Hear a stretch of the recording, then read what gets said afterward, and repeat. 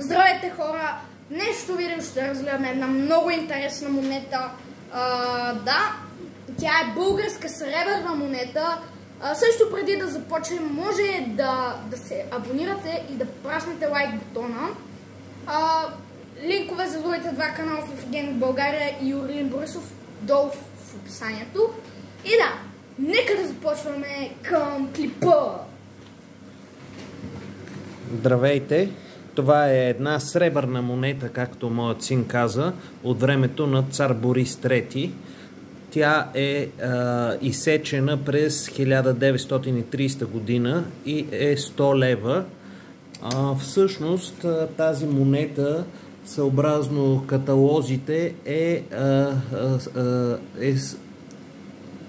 с тираж 1 милион 556 223 броя и на нейният гурт, така наречен, пише "Боже, пази България". Тази монета е наистина красива и стойностна монета за всяка колекция, както може да видите в каталога, който е на българските монети от 2024 година. В зависимост от качеството, тази монета може да струва от 20 лева до 1500 лева. Изсечена е в Будапеща. Наистина хубава монета.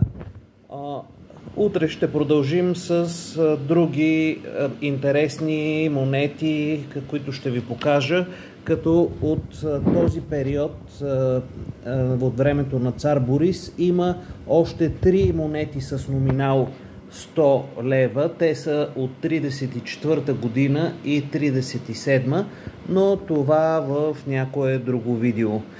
Лека вечер от нас с Орлин и до скоро!